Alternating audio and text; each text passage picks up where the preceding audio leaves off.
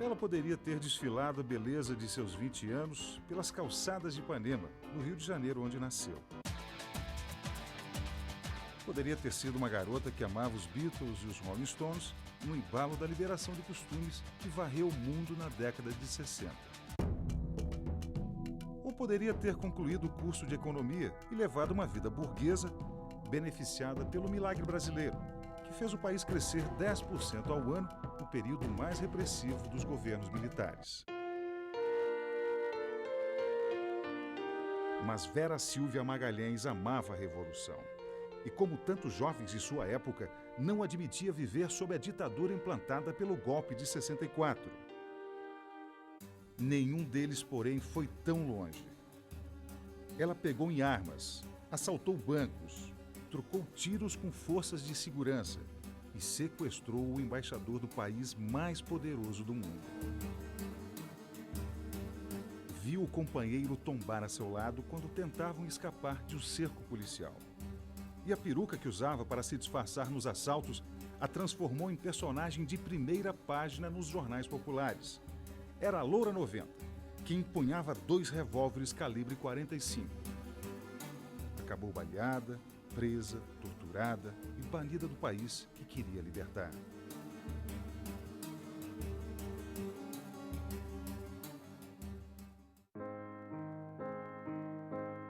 Trinta anos depois, vividos entre o exílio e a volta, Vera Silvia Magalhães ainda procura seu lugar no mundo. Carrega no corpo e na alma as marcas da violência. E se pergunta o que fazer agora, de tanta ousadia e tanta generosidade, de tanta coragem e tanta ternura. Eu já pertencia a uma família assim, de esquerda. Meu pai era mais pro comunista, né, no sentido tradicional do termo, PCB. Minha mãe não era exatamente, ela não tinha uma definição clara, mas ia bastante de acordo, né, com as ideias dele. E quando eu já comecei a viver na minha casa, era uma confusão de reunião, de sargento, de não sei o quê. Era realmente, eu nasci de uma forma que dificilmente eu não seria de esquerda. E eu, com 11 anos, meu tio Carlinhos, me deu de presente o Manifesto Comunista. Daí meu pai disse, ela não vai entender. É a minha irmã 13, para as duas. Foi uma literatura, claro, difícil, mas eu me encantei, né? Proletários do mundo, univos, né?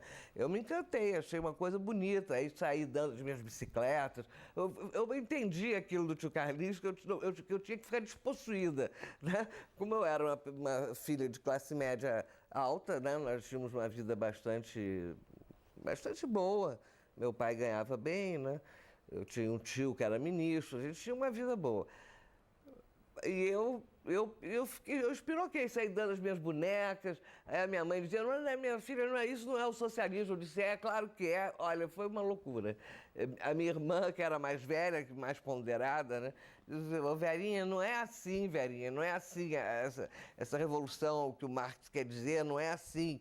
São os proletários tentando me explicar. Mas não adianta, eu entendi o socialismo como dar tudo que é meu e até hoje eu sou assim. Eu sou despossuída. Se você chegar aqui e quiser um livro, pode levar. Se for lá dentro, quiser uma roupa, pode levar. Eu sou assim mesmo, e não é demagogia.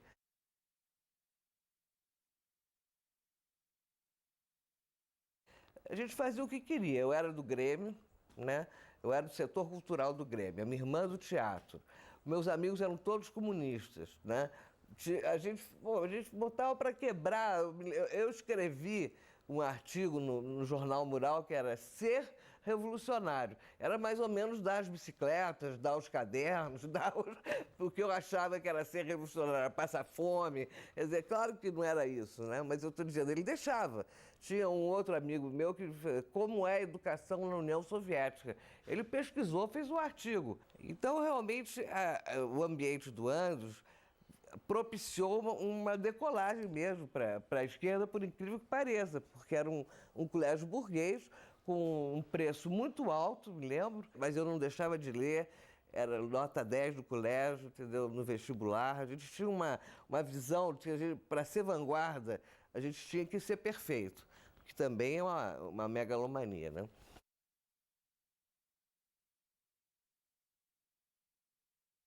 Aí a gente ganhou a faculdade de economia, era da direita e a gente ganhou para a esquerda. A nossa entrada na faculdade mudou completamente os rumos da faculdade. É por isso que a gente teve tanta sensação de vitória, sem exatamente ser uma vitória, né? A gente não percebeu que aquilo era etapas, que a gente podia levar uma grande porrada na frente como levou.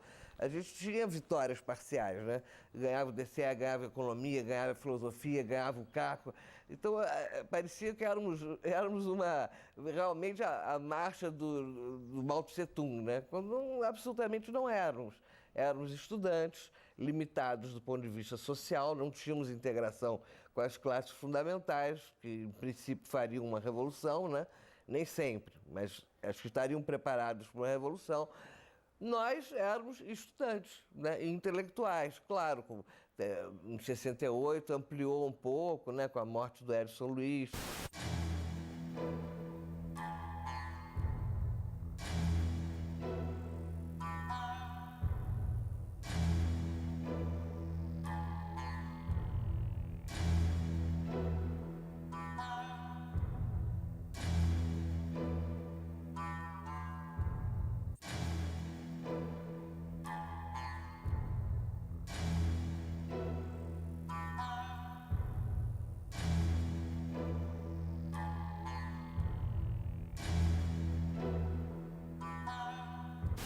O assassinato do Edson Luiz deu uma ampliada para professores, para artista plástico, mas tudo na área intelectual e classe média.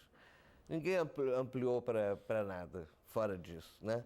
Em 68, quando cai Ibiúna e todos os líderes estudantis são presos, a nossa perspectiva fica completamente sem perspectiva.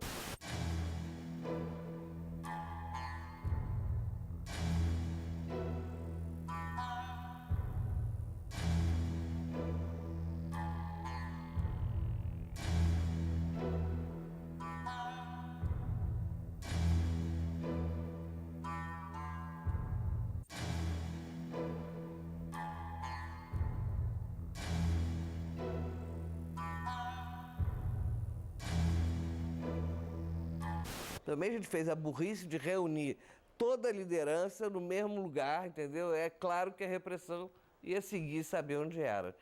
Prendeu a liderança e ficou com os grandes líderes, que só saem no sequestro do embaixador americano.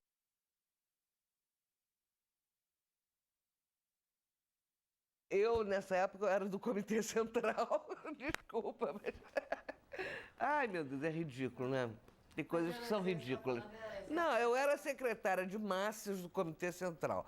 Eu dava as ordens para o Vladimir. Vê se tem algum sentido. Eu tinha 19 anos, entendeu? O Vladimir olhava para mim, tá bom, velho, tá bom. E ele fazia o que ele queria. Ele que estava em contato com a massa.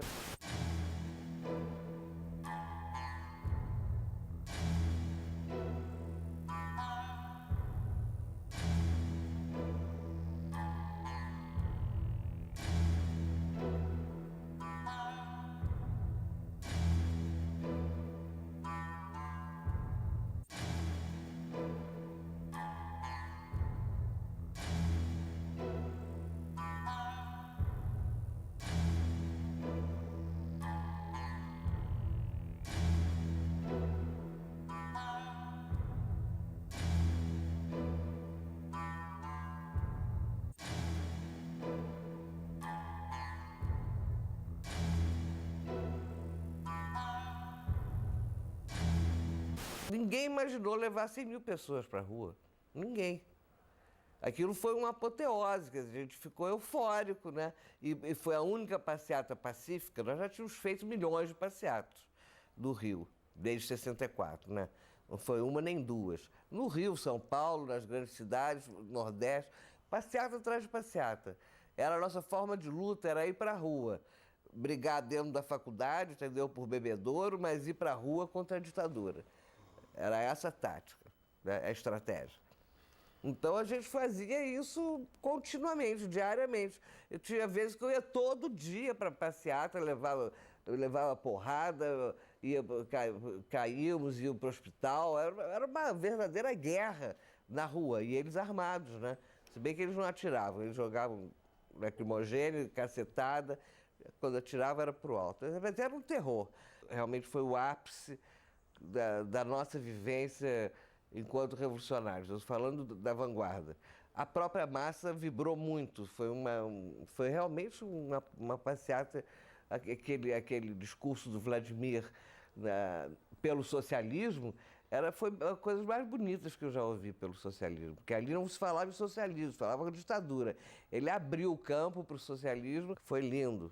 100 mil pessoas era muito para o Rio de Janeiro naquela época. É muita gente. Mas depois o movimento estudantil começou a murchar. É o que a gente chamava de descenso. O descenso das férias, a gente chamava de descenso. Agora é a hora do descenso. Mas eu sempre achando que ia voltar a rebar, né? Mas a verdade é que Ibiúna foi Ibiúna, o AI-5, as duas coisas juntas foram demais para o movimento estudantil. Todo mundo foi preso, né? Ali em Ibiúna houve uma triagem, né? As lideranças ficaram 1 ano, sei lá quanto tempo, presos. Agora, o movimento estudantil se desmobilizou, porque as pessoas começaram a ficar com medo, um medo concreto da prisão, da porrada, da tortura, já foram ameaçados, né? E depois veio o AI-5, em dezembro, 13 de dezembro. Quer dizer, o AI-5 foi o golpe dentro do golpe, né? Sobe o Garrasto Azul Médici, e aí vocês sabem que a porrada comeu. E aí ficou na vanguarda do movimento, aí já um movimento não mais estudantil, o movimento social de tomada do poder, é isso que nós queríamos, e transformação daquilo em socialismo. E que nós não éramos exatamente contra a ditadura, nós éramos contra a ditadura militar burguesa, mas nós éramos a favor da ditadura do proletariado. Isso ninguém diz, mas tem que dizer, porque faz parte da nossa história.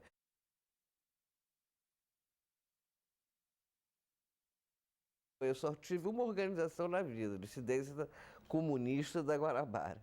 Nunca mudei, nunca saí dela, nunca entrei em outra. O nosso primeiro grande erro, a gente fez uma conferência em abril de 69 para mudar a linha política de 67, que era uma linha pacifista, muito influenciada pelo Partidão ainda, que nós tínhamos acabado de sair do Partidão em 67. Aí, em abril de 69, antes do sequestro do embaixador americano, a gente muda a linha. E quem escreve essa linha sou eu e o Franklin Martins.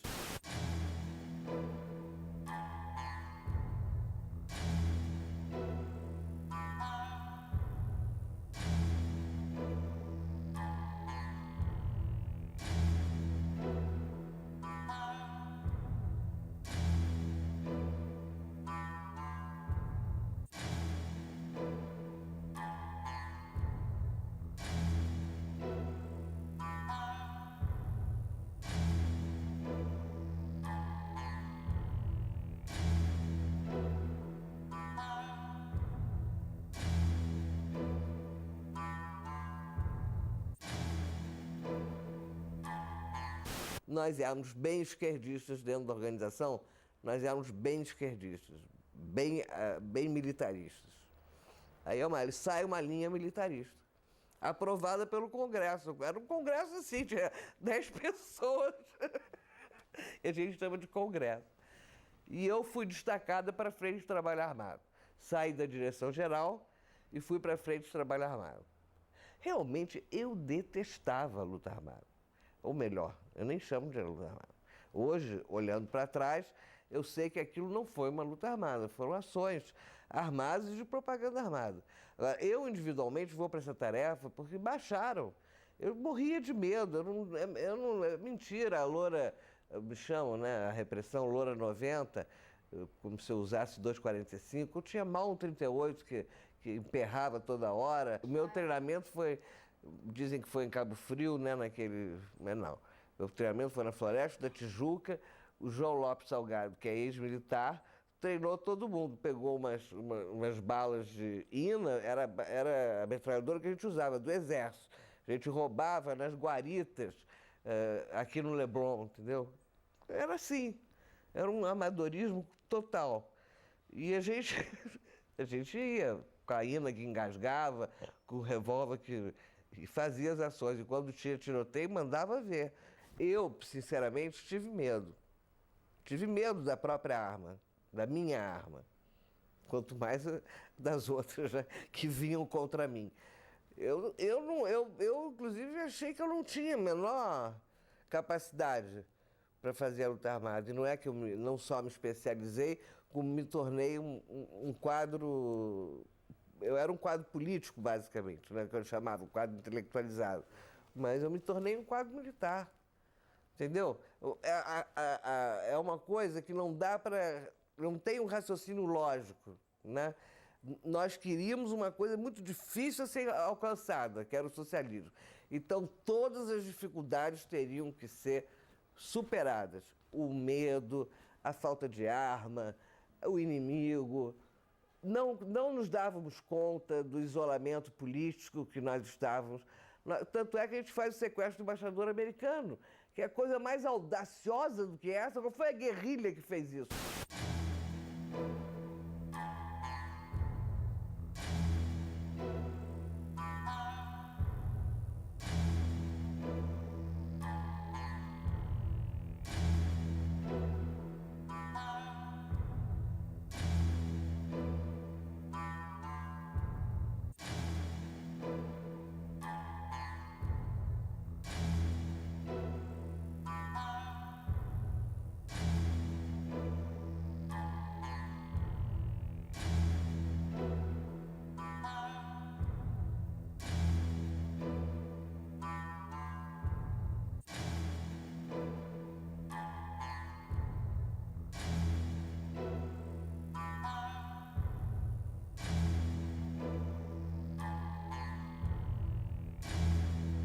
A gente já tinha fez um cofre de um deputado do MDB, podia ter pego um da Arena, né? Mas pegou um do MDB e pegou o dinheiro todo. O cara morava na Nacional Copacabana, a gente pegou dólar, ele tinha dólar que não era normal, escondido, joias e quadros, peças de arte, quadros de arte, a gente levou tudo.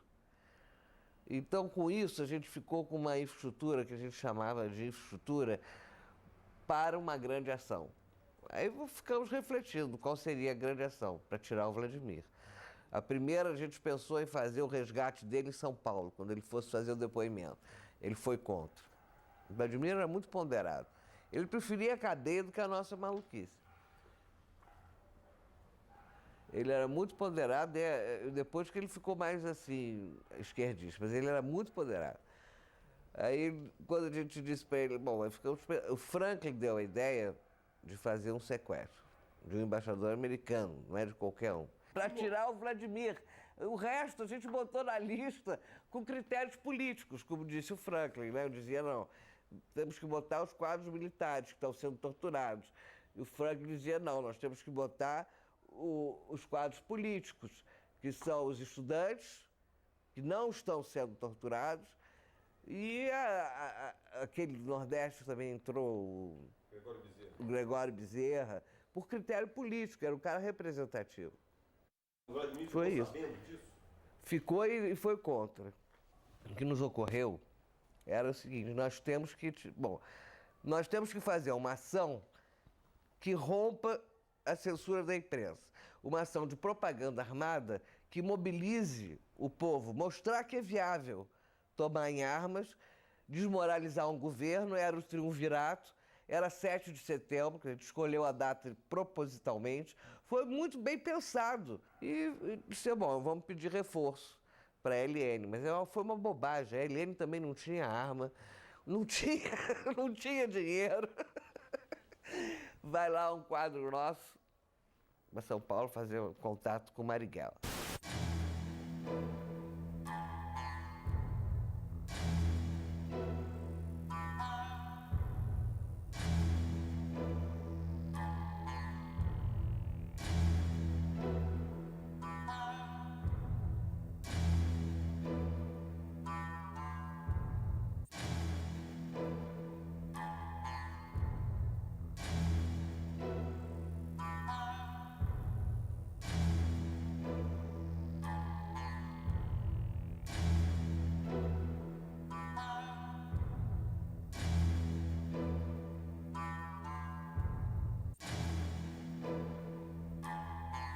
Marighella foi contra a ação do americano. Foi contra. O Toledo, eles não tinham esse negócio de direção como a gente, não, era grupo de fogo. O Toledo é que quis.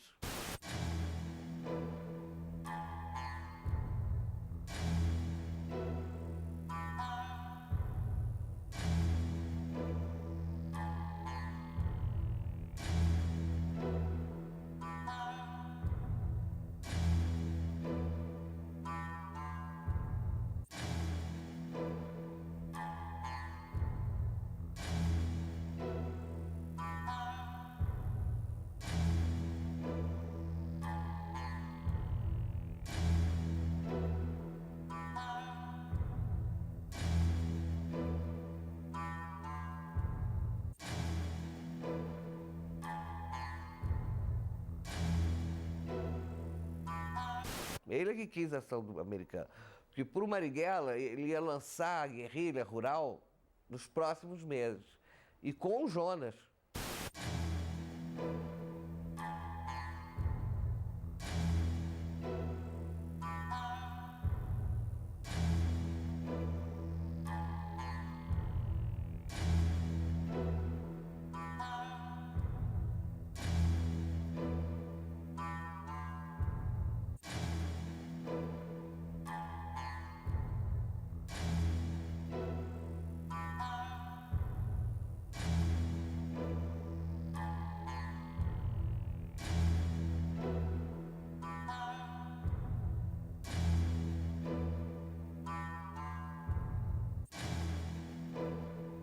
Ele realmente nos disse aquela frase: o companheiro que correr, né, que fugir da polícia, eu mato primeiro que a polícia. Quem disse? O Virgílio, o Jonas, o comandante. Mas era uma frase de efeito. Ele achava que nós éramos muito jovens, muito intelectuais, todo mundo falava inglês com o embaixador. Então, ele achava que nós não devíamos ser parceiros da LN, que para ele era uma organização, o Marighella, Toledo, gente importantíssima, né? Nós éramos ilustres desconhecidos. Ele queria mesmo era lançar a guerrilha rural, antes de fazê-la, né? E ele era um cara que no convívio, no cotidiano, se mostrou altamente afável, entendeu? Ele tinha medo, ele dizia, olha, na hora, aquela história do filme é errada. Se alguém fosse matar o embaixador, seria o Jonas, porque nenhum de nós queria, entendeu? Nem o Toledo. Essa coisa é muito difícil, você matar alguém. Entendeu? Nem em guerra, nem em movimento, imagine parado dentro de uma casa. É difícil. O Jonas tinha mais coragem, né? Parecia. Não sei se na hora ele vacilaria. Mas a possibilidade de matar o embaixador era quase nenhuma. A gente tinha certeza que o governo ia ceder. Aqueles vacilos que conta no filme, medo, não sabe, não houve entre nós. A dissidência escolheu a ação porque sabia que ela era certa e segura. A gente só fazia ações com alguma inteligência, algum raciocínio. Negócio de assaltar banco e tal, a gente só fez no início, uma ou duas. Brutalidade nenhuma. A gente não pegava a população civil nunca. Sempre em horas que não tinha população civil. A dissidência era particular. A nossa ideia não era mostrar a força do militarismo, era mostrar a força das ideias. Então a gente divulgava, a gente fazia panfletagem, a gente divulgava as nossas ideias. E as armas para nos proteger. Agora, de ataque, claro que é uma ação ofensiva do americano. Só que eu fiz o levantamento, foi essa a minha grande função. Eu namorei o chefe de segurança da embaixada, mas não dei, isso é mentira do filme. Eu consegui que ele me dissesse, claro, a vida dele era o embaixador. Então, em poucas perguntas, eu consegui saber hora, roteiro, placa, entrei na garagem com ele queria me namorar, evidente, uma bela moça, só que não foi possível. No dia que ele marcou o encontro, a gente fez a ação. Era importante colocar a LN por outro lado, porque o Marighella era bem conhecido, né, da repressão, não estou dizendo da população. Metemos Marighella, né, claro. Inclusive o Franklin fala que vai lançar a guerrilha rural no manifesto. O manifesto também é do Franklin. O Franklin tinha ideias geniais, mas era completamente maluco. Aí fizemos a ação. Não é? Ele não tinha ideia, não parava de ter ideia. A ditadura tem 48 horas para responder de público se aceita ou não a proposta. Este prazo não será prorrogado e não hesitaremos em cumprir nossas promessas. Quem quer que permaneça torturando e matando nossos companheiros, é melhor que se prepare. Agora é olho por olho, dente por dente. A gente achava que ia realmente repercutir, né, na sociedade de tal forma que as adesões viriam à revolução.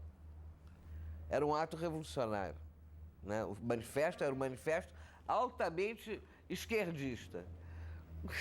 Quem topasse, mas ninguém topou, né? Aí nós parecíamos mesmo os astronautas. Nós não conseguimos alugar uma casa, aquela casa era do Offset. O Gabeira tinha entrado na organização há pouco tempo, há uns 6 ou 7 meses. Ele era responsável pelo jornal Resistência, que era um jornal que nós tínhamos que era muito bonzinho. Pelo menos a gente queria fazer jornal, entendeu? Não era só luta armada.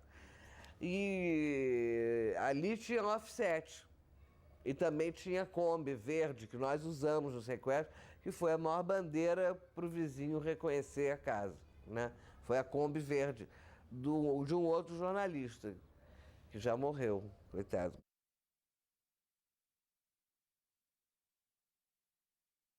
José Roberto Spigner, ele era judeu. E ele morreu, ele tinha 20 anos. A gente foi cercado na nossa casa, na Penha.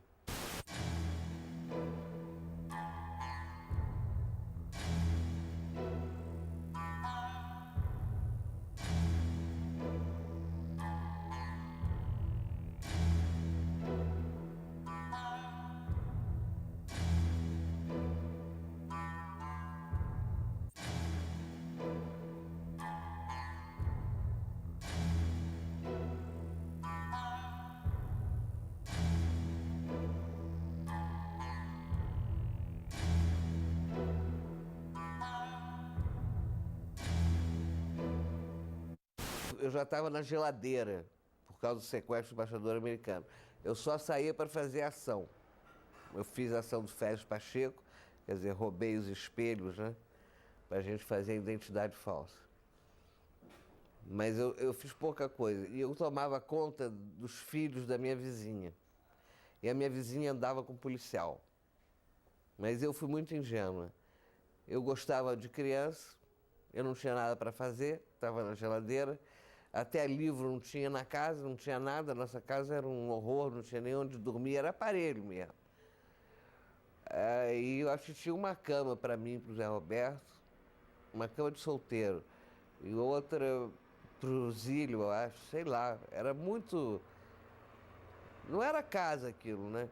E ela deve ter percebido. E, bom, mas eu não percebi, fiquei tomando conta do bebê, da criança pequena. E teve um dia que eu passo na casa dela e eu vejo um cara, eu vejo a arma de um cara.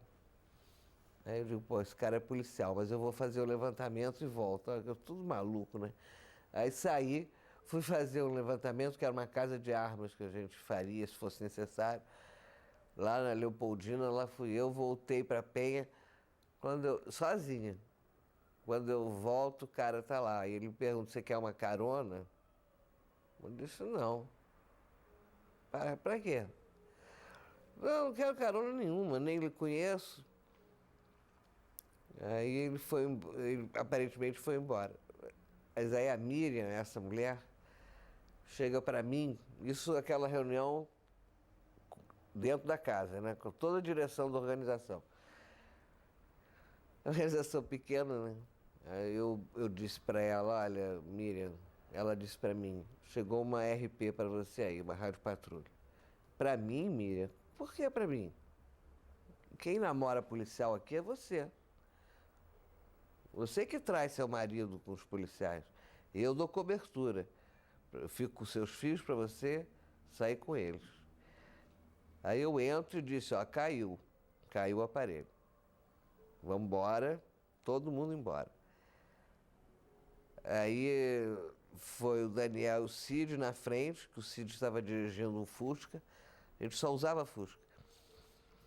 O Cid estava dirigindo o Fusca, mas ele, claro que, né, botou o Fusca bem longe do aparelho, uma questão de segurança. Foram a pé. E a outra ordem era eu e o Zé Roberto, e o último a sair com a metralhadora era o Zílio, né, que é esse artista plástico atual. Aí quando eu saí, eu não resisti. Eu disse para Miriam, se acontecer alguma coisa com algum de nós, eu volto aqui e te mato. Você nos denunciou. Aí ela ficou assim, não, Vera não, Ângela, né? Ângela, de jeito nenhum, não denunciei. Eu disse, ah, é? Pois eu desci. Por que você estava telefonando ali da padaria? Você tem telefone em casa? Mas eu não tinha certeza.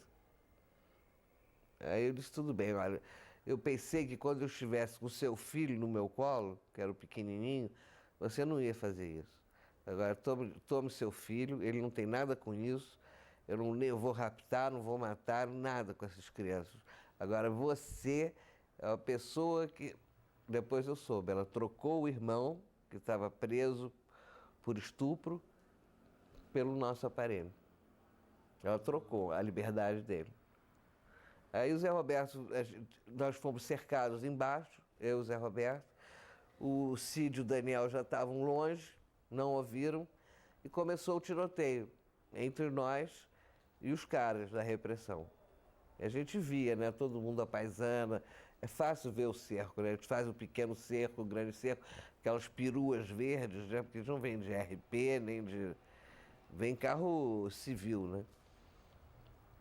Aí eu abri fogo quando seguraram o Zé Roberto, eu abri fogo, mas eu fui para um canto, assim, canto escuro. Eles não sabiam de onde vinham as balas. Mas só que de repente acabaram as balas. E o Zé Roberto caiu no chão. Aí na minha fantasia, que eles alimentaram muito na tortura, que teria sido eu a assassina do Zé Roberto. E eu fiquei com essa ideia até o exílio. Até encontrar alguém que me esclarecesse essa história. Eu entrei numa depressão muito grande. Por isso que eu te digo, quando vieram me dizer que eu ia sair, eu dizia para a Regina Toscano, eu não quero sair. Não tenho mais nada para fazer. Eu não acredito mais em nada que a gente fez até hoje. Mataram o Zé Roberto, entendeu? Eu não tenho vontade de mais nada, nem de namorar, nem de me divertir. Para mim acabou aqui, eu quero ficar aqui, paralítica, até morrer. Ela olhava assim. Mas na hora que o cara entrou com a notícia, eu tive essa reação, mas eu não tinha opção, né? Tinha que ir mesmo. Houve quem se negasse aí, mas eu acho que não podia. Eu estou dizendo isso de um estado patológico que eu fiquei com a morte do Zé Roberto. Eu fiquei realmente porque ele, na verdade, ele não morre ali. Eu consigo sair, entendeu, da sombra escura. Quando acaba a minha bala, eu saio correndo, sou conhecida na área, rendo um táxi. O cara levou um susto, disse, não, sou Ângela, mas você vai me levar daqui. Já não tinha uma bala no revólver. Rendi, saí da área, o Zé Roberto levantou quando eu corri, só que ele ficou todo rasgado, né? Ele ficou ensanguentado aqui, mas não de bala. Ele levantou, atirou em 2 caras, não sei se matou, saiu correndo para a Avenida Brasil. Nós fizemos o caminho oposto. Eu fui para Lapa. Eu não sabia o aparelho de segurança dele. Era na Lapa, ele foi, subiu no elevador, segundo o outro menino da organização que dividia esse aparelho de segurança com ele subiu com um militar. Aí o militar denunciou, né, porque ele estava todo rasgado, e ele ficou esperando. Ele não foi ao ponto de segurança, ele tinha um ponto de segurança comigo, não foi. O menino outro que foi preso, hoje é um esquizofrênico, enlouqueceu de vez, coitado. Ele foi preso, né, torturado. E o Zé Roberto ele era judeu, né? Então tinha uma coisa que ele me dizia, que eu contrariava ele muito. Ele dizia, eu prefiro a morte a ver meu corpo decapitado, era bem essa palavra, mutilado. É uma frase bem judaica, né? E eu dizia que besteira, Zé Roberto. Se você for preso, você vai ser preso como meu marido. Você não vai pegar barra pesada. Eles não sabem que você é um cara importante. Só se você disser. Mas não adianta. Na hora H, ele pegou o revólver do Ruivo, desse menino, né? Que estava com ele, saiu com o revólver dele, pulou do 8º andar para a sacada do 7º, para despistar a polícia que subia pela escada. Cortou a polícia, né? Foi também polícia civil. Cortou a polícia, desceu, chegou no hall, matou 2, né? Antes de morrer.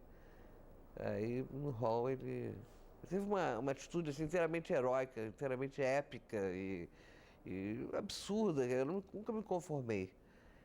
É incrível. A história do Zé Roberto é uma história que entrou na minha vida e nunca mais saiu. Eu tenho pesadelo com ele, eu tenho até o retrato dele lá em cima da minha cama. Parece que ele vai baixar e dormir comigo.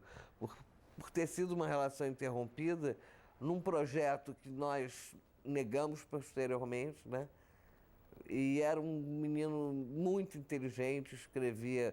Até isso eles tomaram de mim, que ele escrevia muito bem. Escrevia prosa, verso. Eles tomaram de mim de maldade, né? Não deixaram eu ficar com nada do Zé Roberto. Nada. Eu só tenho esse retrato da carteira de identidade dele.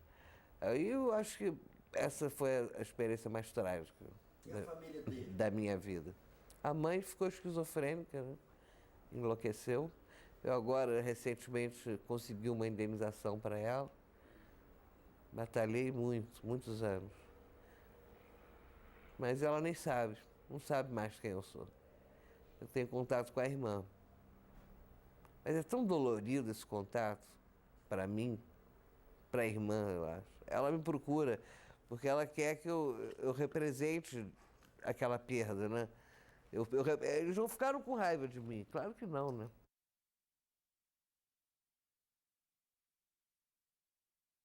Nós fomos cercados por causa da panfletagem. Eles achavam que a gente ia fazer uma ação de banco. A gente já estava no chamado recuo da luta armada. Era uma loucura. Recuo e todos armados, entendeu? No meio da rua. Não, é muito engraçado. Realmente tem que ter humor. Agora, a gente foi cercado pela RP lá do Jacarezinho e eles se comunicando por rádio. Pum, pum, pum. A gente vendo e deixando o cerco se fazer. Ele se cercou, bom, aí começou. Eu dei o primeiro tiro. Realmente eu não gostava dessa coisa, mas eu tinha muita iniciativa na hora H. Eu dei o primeiro tiro era a Polícia Civil ainda, depois que chegou a Polícia do Exército. Aí eles ficam inteiramente enlouquecidos, acham que você está com milhões de armas e saíram de perto. Aí nós corremos. Eu e Zílio entramos na favela. O Zílio levou 3 tiros, que hoje é um artista plástico bastante conhecido, e eu levei um tiro na cabeça. Na cabeça? Na cabeça. Eu tive tem aqui o tiro.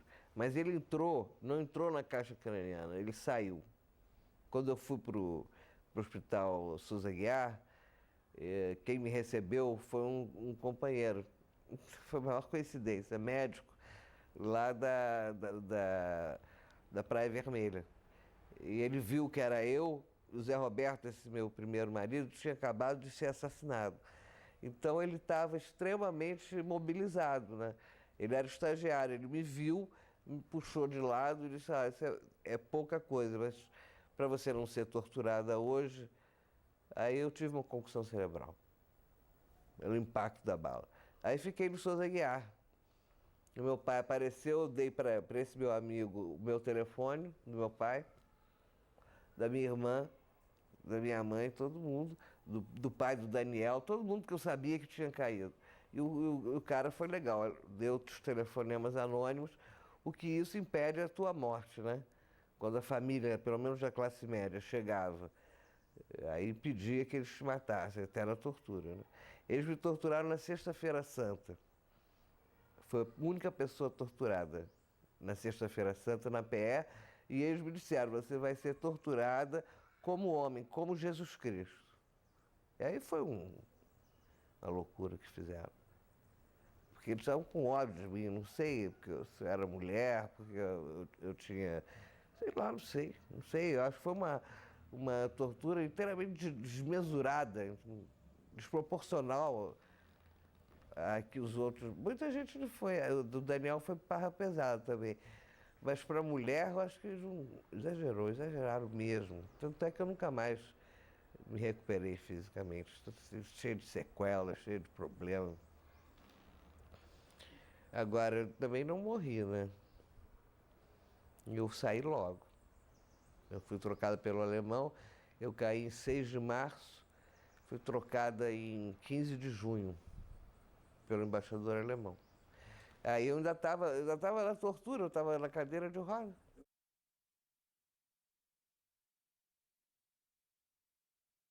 Acho que a tortura pior foi a psicológica. Não é a psicológica que não toca em você, não é isso.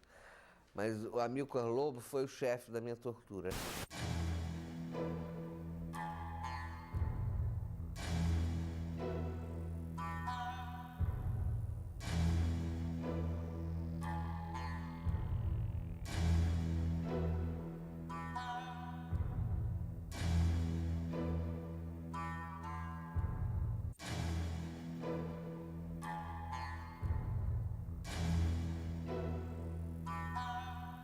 Ele me enchia de remédio psiquiátrico, eu nem sabia que isso existia, e me tirava a noção do tempo, do calor, do frio. Eu ficava numa sala escura, quando eu tocava num troço, levava um choque elétrico, assim, batia com a cabeça na parede. Quer dizer, e eles não se apresentavam, de repente eles entravam em cena. É uma mise-en-scène incrível, é uma mise-en-scène incrível, para você derrubar aquela mise-en-scène só fazendo outra. E foi o que eu fiz. Entendeu? Eu não derrubei, eu não disse o que eles queriam ouvir, mas eu contei uma história inteiramente verossímil que eles acharam por bem acreditar até um determinado momento. E tem aquelas coisas, é muito choque elétrico, pau de arara é uma coisa muito ruim. Eu fiquei paralítica, paralisada por isso. Porque a eletricidade, né, contrai a musculação toda, você fica sem andar mesmo, né? Mulher, sobretudo mulher. Ah, tem espancamento, né? Fica sem feição, eu nem me reconheci no espelho depois, né? Não tem fim, é uma história sem fim, você vai, afoga aqui, choque elétrico ali, simulação de execução.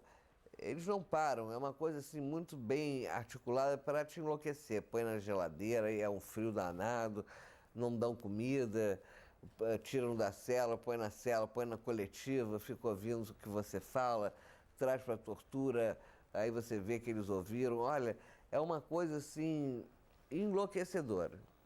Enlouquecedora. Eu acho que eu, inclusive, fiquei com problemas psiquiátricos graves. Fiquei. Agora não, porque agora eu estou mais centrada, mas imediatamente a tortura fiquei. Fiquei muito desarticulada. Não é a informação sozinha que eles querem, né? Eles querem te destruir como indivíduo. Então é uma coisa que vai na tua autoestima, no teu orgulho, na tua dignidade. Eu fui completamente suicida.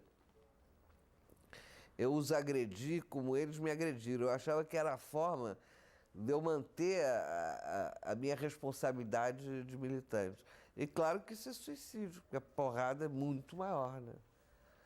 E esse troço de espancamento é uma coisa dilaceradora. Você pensa que é fácil? 8 homens te dando porrada. Em tudo que é canto, eu fiquei roxa. Era um hematoma. Né? Agora tem outras coisas que me queimaram também. Tem coisas que são cruéis mesmo. Arranca a unha, queima a perna.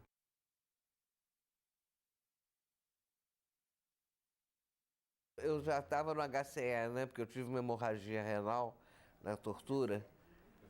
Hospital Central do Exército. É aqui na Frecaneca. É engraçado porque às vezes eu trabalho ali na penitenciária, passo pelo HCE e com vontade de entrar, para ver se ainda encontro algum enfermeiro. Mas aí eu fui para lá por causa da concussão cerebral e também da tortura, eu tive uma hemorragia, né, renal.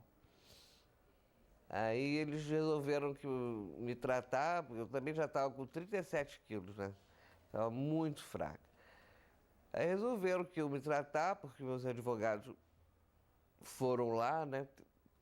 Aí eles me trataram mais ou menos, né? Mais ou menos. Eu fiquei deitado na cama, porque eu não andava. Quando saiu a notícia, no HCE, houve uma audiência, porque eu não podia sair, porque eu estava de cadeira de roda, eles não queriam que a população visse. Então, onde eu estava, as audiências do sequestro iam para lá. Inclusive, teve uma dentro da PE, né? Foi uma coisa mais dramática, mais enlouquecida que eu já vi, né? Supremo Tribunal Militar dentro da PE, todos gritando, tortura comendo, eu inteiramente ensanguentada. Eu saí de uma sessão de tortura para audiência com o Supremo Tribunal Militar.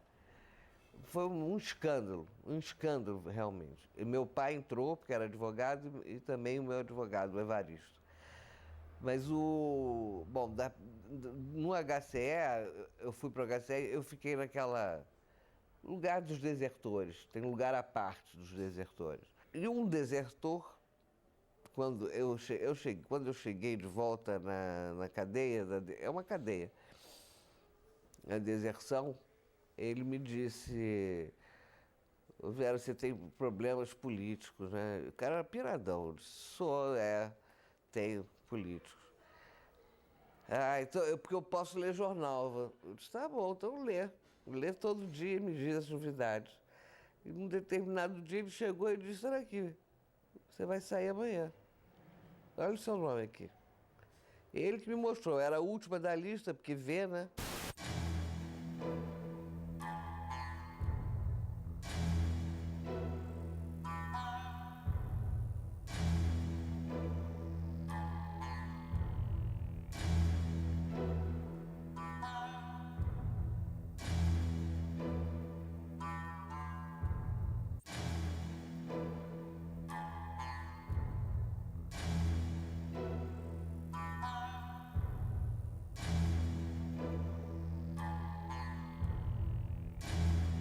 Eu estava sem andar.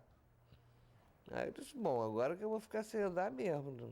Vai ser um escândalo internacional, como foi realmente. Uma menina, eu já era menina, 21 anos, né? Muito jovem, pesando 37 quilos, numa cadeira de roda. Tinham todos os jornalistas do mundo me esperando em Argel. Uma loucura. Eu fui o caso internacional de tortura da Amnistia Mundial, em 70.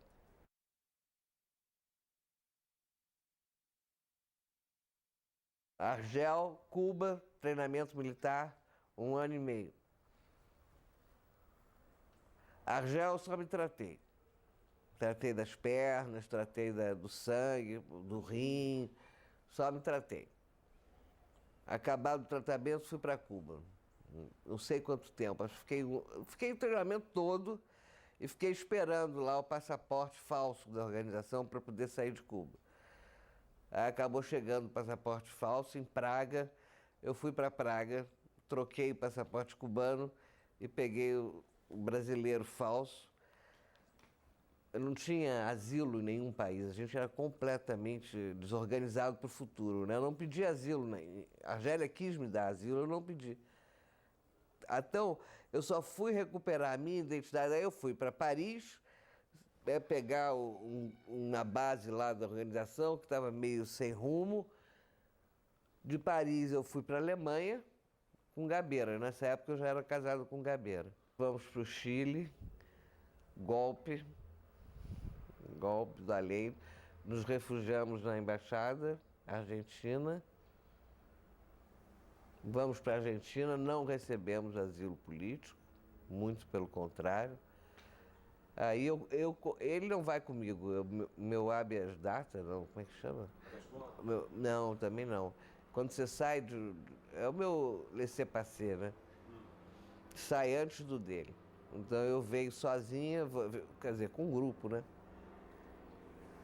E vou para a Argentina, e lá na Argentina também é a maior confusão, porque meu pai vai até. O Jamar, que é suíço, conseguiu tirar muita gente do Chile, ele teve um comportamento maravilhoso mesmo, ele era da P. Inclusive a nós ele tirou. Eu, Gabeira, Marcão, Sérgio Pinho, tudo. Mas quando a gente foi para a Argentina é a época que o Perón está voltando. Ele recusa o asilo político, a gente aí foi complicado porque nenhum país queria me aceitar por causa do sequestro. O único que aceitou foi a mim, né? E o Gabeira, porque era reencontro familiar, foi a Suécia. Mas aí na Suécia a gente se separa, porque eu não aguento mesmo a Suécia. Fiquei 4 meses só esperando o passaporte da ONU. 2 horas de sol por dia, né? É, uma depressão aquilo ali, uma tristeza. Comecei a ficar maluca mesmo. Aí eu vou para a França. Mas já entro numa vida semi-legal, que eu não tenho visto na França. Trabalhar. Mas eu trabalhava clandestinamente, porque a clandestinidade é com a gente mesmo. Se eu precisar entrar agora na clandestinidade, eu entro. Eu sei exatamente o que fazer. O que você fazia? O que eu faria? Paris. Paris, eu era babysitter. Eu recebia dinheiro do meu pai. Não, na primeira vez de Paris, não, na segunda. Na segunda vez de Paris eu recebia. Não recebia mais da organização, né? Que eu não era mais militante. No Chile eu deixo de ser militante, em 73. Por quê? Aí você já tinha feito Porque eu já tinha feito a revisão crítica de todo o nosso processo e não estava assim. A ficha caiu de que nós tínhamos sido, de fato, derrotados. Eu, pelo menos, pensava assim, o Gabeira, os mais sofisticados. Nós tínhamos sido derrotados, a nossa perspectiva não teve trânsito, não teve apoio, nós ficamos isolados, não fizemos luta armada, fizemos, no máximo, ações armadas que não tiveram a dimensão de uma revolução cubana, de nada disso.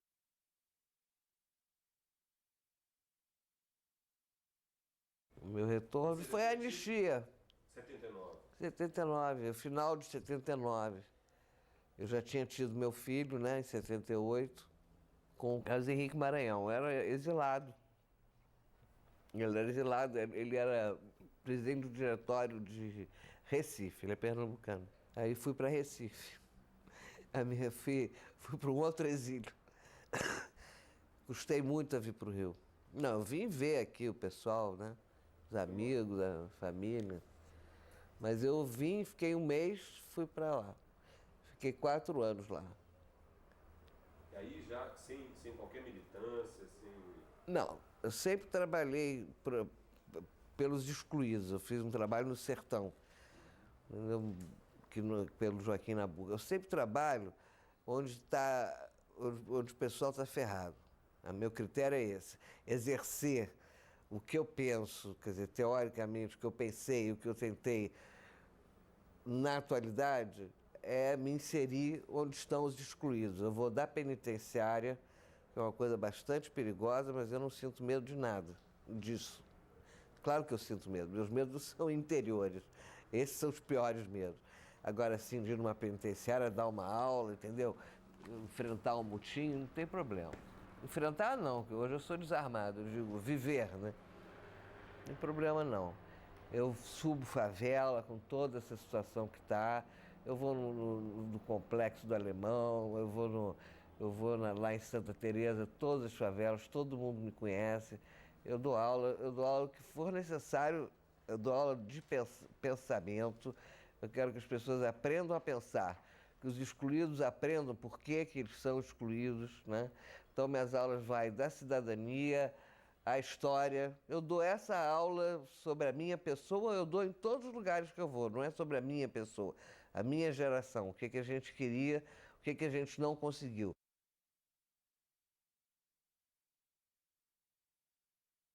Eu não acho que é uma continuidade histórica entre aquele momento e o atual. Entendeu? Apesar de alguns personagens estarem repetidos nas duas cenas. Hoje eu acho que é isso, temos possibilidade de uma democracia, do socialismo jamais. Eu acho que nós temos condições de fazer reformas num país que precisa fazer reformas. Eu não sou reformista, eu sou revolucionária, mas eu considero que, não tendo revolução para fazer, a gente faz reforma, né? Eu acho que isso o Lula tem força política para fazer e deve explorar isso, porque tem muita coisa para fazer. Foi um país que ficou 8 anos na mão do FHC e não é fácil, entendeu? O PSDB ele tinha uma estratégia bastante antinacional, bastante empobrecedora do país, uma pauperização crescente. Quer dizer, hoje você tem um governo que tem como programa eliminar a fome, não é eliminar não, né? Combater, né? Combater a fome, eu já acho no Brasil um grande avanço.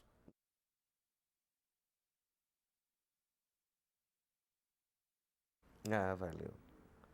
Só não valeu para quem morreu. Isso é contraditório o que eu estou dizendo. Mas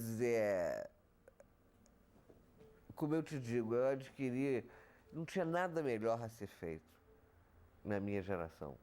Eu acho que o que havia de melhor na minha geração fez o que eu fiz. Essa era a nata da geração. Fez errado, não importa. As intenções e a experiência que acumulou estava nesse núcleo que resistiu à ditadura. Eu não considero vitoriosos nem vencidos, não. Eu acho apenas um projeto foi questionado. Nós ganhamos muitas coisas. Nós ganhamos valores, eu te digo. Nós ganhamos amizade. É um grupo fechado, entendeu? Nós somos um grupo, a geração 68 formou um ethos realmente exemplar. O meu filho tem orgulho de ser meu filho. Não é porque eu fiz essas coisas, é porque eu atuo no meu cotidiano de acordo com essas coisas que eu fiz. Não estou dizendo que são todos assim, o ethos nunca é coletivo, mas é de uma grande parte. Eu acho que a ética que nós adquirimos, a questão da amizade que nós formamos, os valores adquiridos. E o questionamento, a gente não é conservador, não adianta. Não é no amor, não é com o homem, não é no trabalho, entendeu? Eu sou sempre uma pessoa revolucionária. Sou contra a ditadura do proletariado, sou contra qualquer ditadura. Não sei nem se existe proletariado. Não sei se existe na concepção marxista. Usa outra roupagem. Não tem nada daquilo acabou. O que não quer dizer que eu não deixe, nas minhas aulas, na minha micropolítica, transmitir uma ideia socialista, entendeu? Eu sou uma socialista, a minha casa é de todo mundo, o que eu tiver, o meu carro é de quem precisar. Eu sou uma pessoa que sei dividir. Meus amigos até hoje, inclusive, apesar do Franklin hoje pensar muito diferente de mim, eu gosto dele, tem um afeto aí que transita. E é uma coisa que ninguém acredita, mas o que a gente fez de melhor, eu acho, né, foi isso, foi construir afetos, amizade, solidariedade e valores, né, uma ética de comportamento. Eu acho que isso foi o melhor que a geração 68 fez. Foi muito mais eficaz nisso do que na luta contra a ditadura.